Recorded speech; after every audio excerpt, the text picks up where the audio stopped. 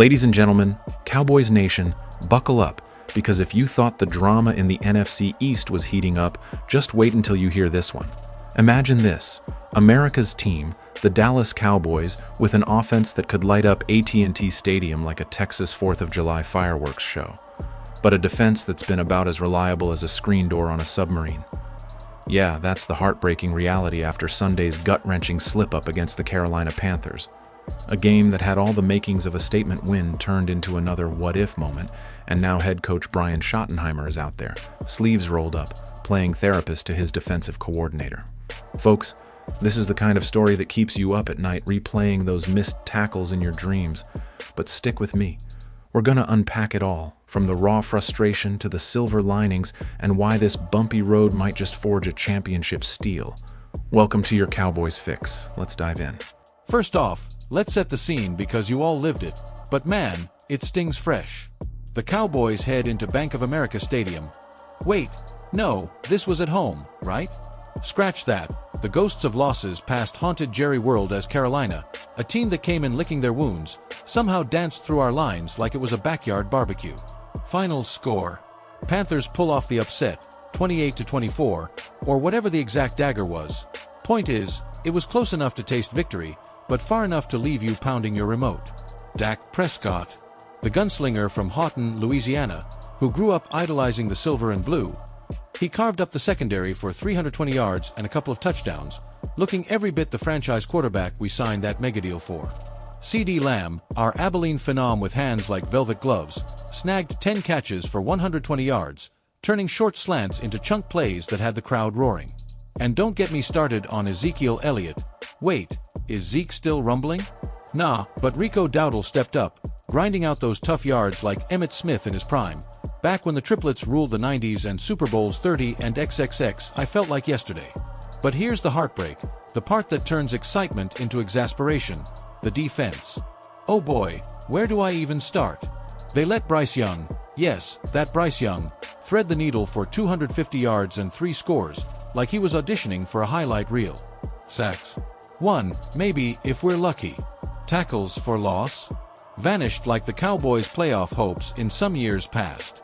It wasn't just one play, it was a symphony of slips, with a front four, led by that beast Micah Parsons, the Penn State wrecking ball who's already got 8.5 sacks this season, couldn't generate consistent pressure.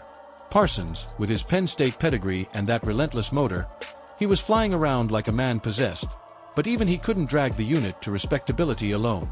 And the secondary? Darren Bland and Trayvon Diggs, our shutdown corners who balled out last year with 14 picks combined, looked a step slow, beaten on double moves that screamed scheme issues more than talent gaps. Enter Brian Schottenheimer, our head man, fresh off that coordinator stint in Seattle where he called plays like a maestro. After the loss, he didn't dodge the mics. He owned it, and in a moment that had me nodding along like an old friend sharing war stories, he threw his arm around defensive coordinator Matt Eberflus. Now, Eberflus, you remember him, right? The Chicago head coach who got the boot last year after a brutal Bears tenure, where his defenses went from stingy to sieve. Schottenheimer, who's been in those foxholes himself, calling defensive signals, staring at game film until your eyes bleed, he gets it. Matt Eberflus is a damn good football coach, he told John Machota of The Athletic, his voice probably cracking with that mix of empathy and urgency. We have to perform better. But I've been him, so part of me being in the defensive meeting room is to help as an asset, to tell him I believe in him. I understand what he's going through. It sucks. It's no fun. We're gonna ride this thing out, and we'll play better. We really will. Can you feel that?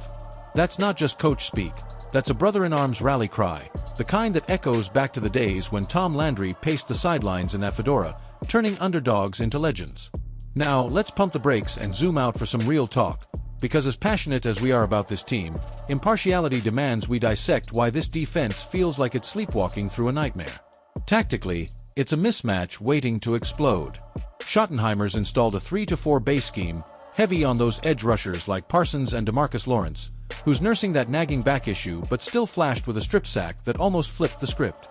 The idea: blitz packages to confuse quarterbacks, zone drops to bait those underneath routes. Sounds great on paper, but against Carolina's quick game, slants, screens, and play-action boots, it crumbled. Young was under 2.5 seconds to throw on average, per next-gen stats, and our linebackers, guys like Leighton Vander Esch, the Idaho Cowboy who's battled concussions like a gladiator, couldn't close gaps fast enough. Vander Esch, remember his rookie year? 140 tackles, the heart of that run defense that held teams to 3.8 yards a pop. No.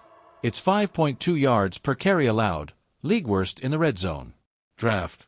Nah, forget tanking. This talent screams contention. Expert take, and this is me channeling Mel Kiper Jr. over coffee.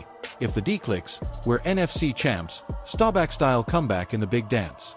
But if not, Schottenheimer's patience wears thin, Eberfluss gets the hot seat shuffle, and free agency brings a vet like Jadeveon Clowney to bolt the door. Wrapping this roller coaster, Cowboys faithful, remember why we love this team. The highs eclipse the lows, like that 95 Thanksgiving moonshot where Aikman to Irvin sealed destiny. This slump, it's fuel for the fire. Schottenheimer's got the wheel, Eberfluss the map, and you, the greatest fans on earth, from Frisco to Fort Worth, the roar that shakes stadiums. So here's my call to action. Dust off that jersey, fire up the grill, and tune in Sunday as we host the Falcons. Watch Dak sling it, Parsons hunt, and the boys battle back. Because in Dallas, we don't rebuild, we reload. This is your anchor, signing off with stars in my eyes. How about them Cowboys? Yeehaw!